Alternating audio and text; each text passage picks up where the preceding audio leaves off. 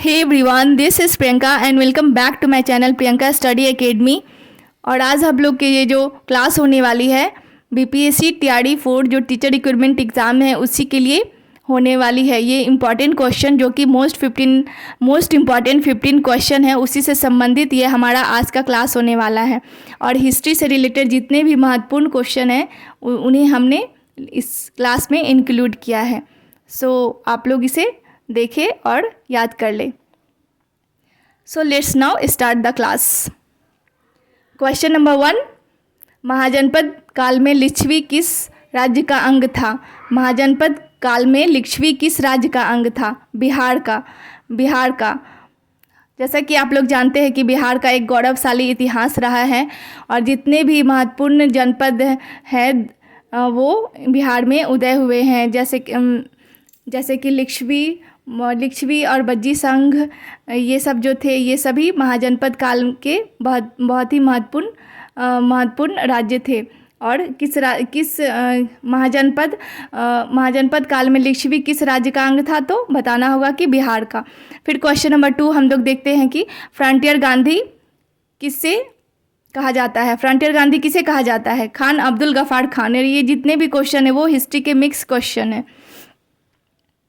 Frontier Gandhi किसे कहा जाता है? खान अब्दुल गफ्फार खान को कहा जाता है। क्वेश्चन नंबर 3 है, पाटलिपुत्र को किस मगध शासक ने बसाया था? जैसा कि आप लोग जानते हैं कि मगध शासक का राजधानी सबसे पहले राजगृह में था, उसके बाद फिर वैशाली में किया गया, उसके बाद फिर से पाटलिपुत्र में।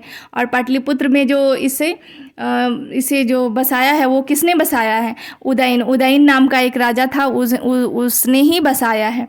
पाटलिपुत्र को किस मगध शासक ने बसाया था? उदयन ने। नई आर्थिक नीति के जन्मदाता कौन थे? नई आर्थिक नीति जो थी उसके जन्मदाता कौन थे? तो लेनिन थे। Lenin. NEP new economic policy कब आया था? ऐसे भी प्रश्न बनाकर पूछे जा सकते हैं, तो आप लोग को बताना होगा कि न्यू इकोनॉमिक पॉलिसी 1921 में आया था। क्वेश्चन नंबर 5 है, अंकोर वट का मंदिर कहाँ अवस्थित है? अंकोर वट का जो मंदिर है वो कहाँ अवस्थित है? अंकोर वट का मंदिर कंबोडिया में अवस्थित है, कंबोडिया में। और आई होप कि ये क्लास आप लोग को पसंद आ रहे होंगे, आप लोग इसे लाभान्वित होंगे। तो हम लोग आगे देखते हैं। क्वेश्चन नंबर 6, सोवियत संघ का विघटन किस वर्ष हुआ था? सोवियत संघ का विघटन 1991 में हुआ था। 1991 में सोवियत संघ का विघटन 1991 में हुआ था। क्वेश्चन नंबर 7 है, संयुक्त राष्ट्र संघ के कितने अस्थायी सदस्य हैं? आप लोग तो जानते ही है कि यूनाइटेड नेशन ऑर्गेनाइजेशन काफ़ी ज़्यादा महत्वपूर्ण संगठन है और इसके जो अस्थायी सदस्य है वो 5 है और अस्थायी 10 सदस्य है जो कि बदलते रहते हैं। और अस्थायी सदस्य है चीन, फ्रांस, रूस, ब्रिटेन और यूएसए। इसे आप लोग याद कर लेंगे क्योंकि ये महत्वपूर्ण है जीके के पर्पस से, करंट अफेयर्स और हिस्ट्री के पर्पस से तो है ही। संयुक्त राष्ट्र संघ के कितने अस्थायी सदस्य हैं? 5 सदस्य हैं। चीन, फ्रांस, रूस, ब्रिटेन, यूएसए। चीन, फ्रांस, रूस, ब्रिटेन, यूएसए। और ये जितने भी प्रश्न हैं वो बीपीएससी टीआरडी 4 इत्यादि में आपको महत्वपूर्ण होंगे। सो इसे याद कर लेंगे आप लोग सभी। क्वेश्चन नंबर 8 है, लास्ट सपर किसने चित्रित किया था? लास्ट सपर किसने चित्रित किया था? Leonardo da Vinci. जैसा कि आप लोग जानते हैं कि लियोनार्डो दा विंची बहुत ही बड़ा कलाकार था और उसकी एक फेमस पेंटिंग है मोनालिसा। मोनालिसा काफ़ी ज़्यादा फेमस पेंटिंग है, वो भी इन्होंने ही बनाया था। लास्ट सपर किसने चित्रित किया था? Leonardo da Vinci. Question number 9 है, मिरातुल अखबार पत्रिका का संपादक कौन थे? मिरातुल अखबार का पत्रिका के संपादक राजा राम मोहन रॉय जो कि एक समाज सुधारक थे, वही थे। मिरातुल अखबार पत्रिका के संपादक राजा राम मोहन रॉय थे।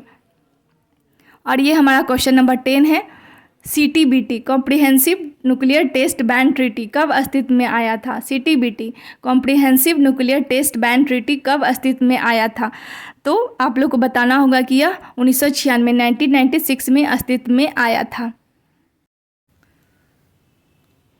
क्वेश्चन नंबर 11 देखते हैं हम लोग।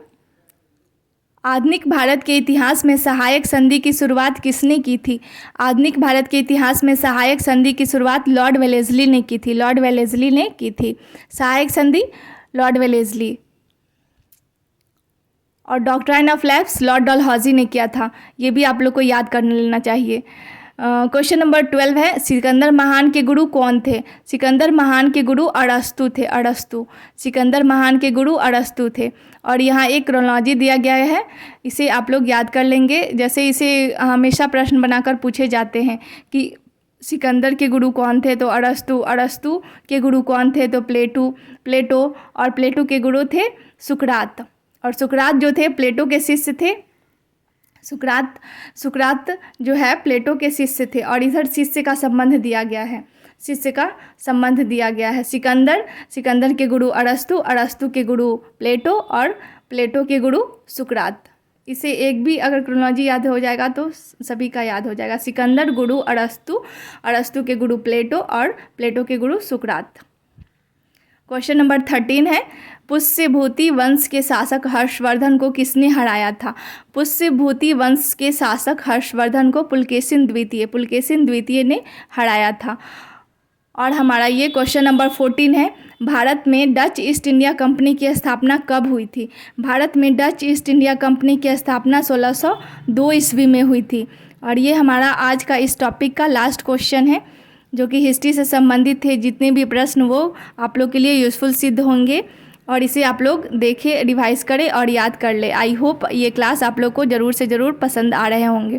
क्वेश्चन नंबर 15 है, सप्तवर्षीय युद्ध किन दो देशों के बीच हुआ था? सप्तवर्षीय युद्ध जो है इंग्लैंड और फ्रांस के बीच में हुआ था। और कब हुआ था? 1756 से लेकर 1763। ये टाइम पीरियड भी आप लोग को याद करने होंगे। सो if you like my videos, then do like, share and subscribe to this channel, and thank you everyone for watching the videos.